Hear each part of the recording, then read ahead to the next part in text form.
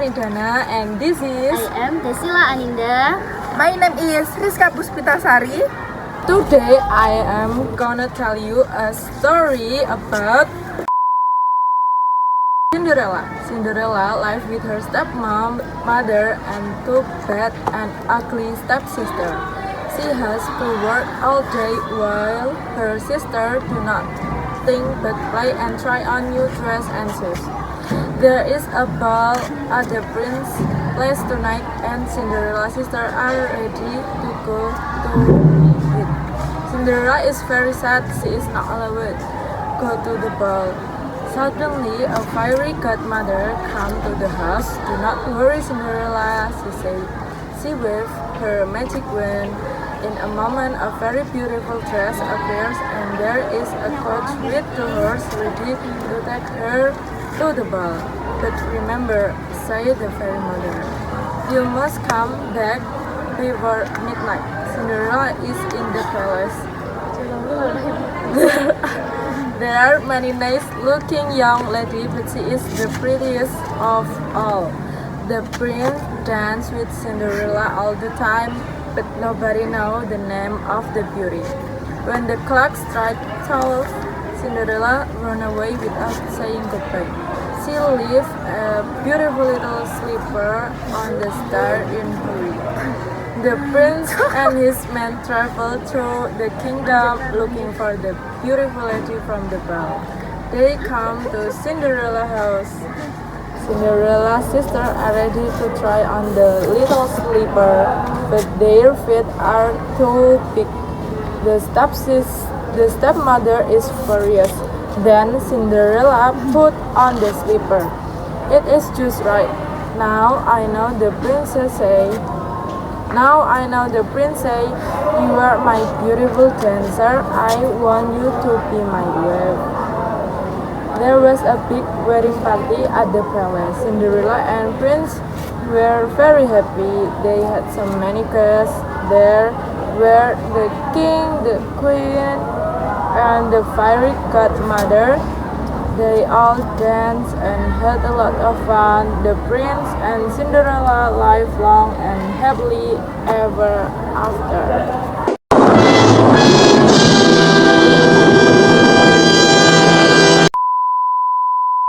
Here I want to tell you about the hare and the tortoise. One day a hare met a tortoise slowly plodding along the road. The tortoise took no notice of this road remarks and just plod on. The hare then jeered, you could catch me if you trace for a year. The tortoise then said, I will race with you and show you what I can do. The hare laughed so much that he dared himself about how he was his stomach at the tortoise challenge. All right, he said, if you want to race with me, I will take you one and show you how really fast a hare can run. We can race to the big tree near the stream.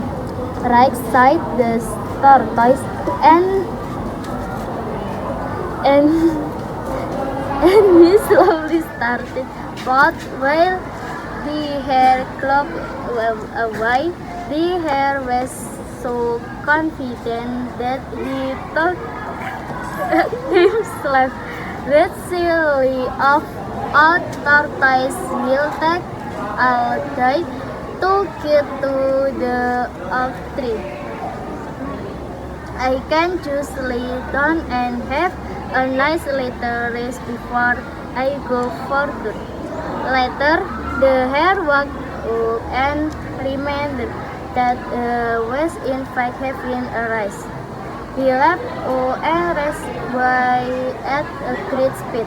Only then did he see that the tortoise was already at the end had sound the race. Malin Kundang. A long time ago, on the north coast of Sumatra lived a widow and her only son named Malin Kundang. They were living in poverty. Malin Kundang grew up a skillful young boy. He always wanted to be a skillful person to help the mother.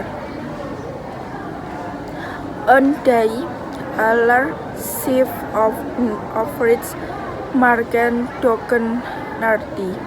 Malin Kundang met on the ship crew and was offered to join with him. He knew that it was a good chance to make his dream come true. So he decided to accept the offer and went home to tell his mother. "Mom, what if a sale offer says?" asked Malin Kundang to his beloved mother. "Oh dear, I can't let you do that. I lost your father. He was selling and never come back. I don't want to lose you too," her mother replied. Malin Kundang kept trying to convince his mother that he would be alright. "Mom, if I stay here, I'll always be a poor man. I want to be a skillful person to help us to get a better life. I promise you that I beg for you." His mother wiped her own tears. "If you really want to go, I can stop you, my son. I could only pray to God for you again your success in life," says his mother wisely. In the next morning, Malin Kundang was ready to go. It had been a year since Malin Kundang left his mother. Her mother never had forced Malin Kundang hours. She kept waiting and praying for his son to come safely. After several years of waiting, she was surprised by arrival of wealthy merchant in the ship docks. When the large ship pulled over, Malin's mother saw a wealthy man who was stepping down to ladder along with a beautiful woman. The woman turned out to be her only son, Malin Kundang.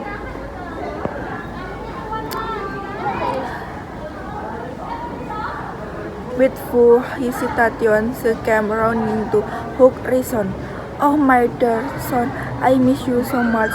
However, Malin Kundang did not give an response.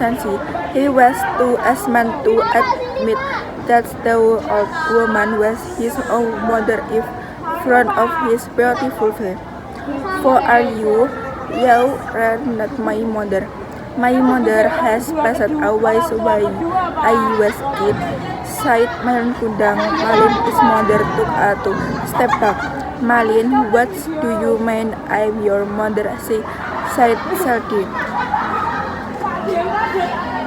Malin Kundang then ordered his bodyguard to take two old women away from him. "Take this old and filthy woman out of here," Malin's mother cried as he was dragged by the bodyguard. "Malin, my son, how could you do this to me? Why do you treat your mother like this?" she sobbed, as her heart was broken and felt very disappointed to her son. She cried and shouted, "Oh God, if he is my real son, I crush him into stone." After that, Malin Kundang. Thank you.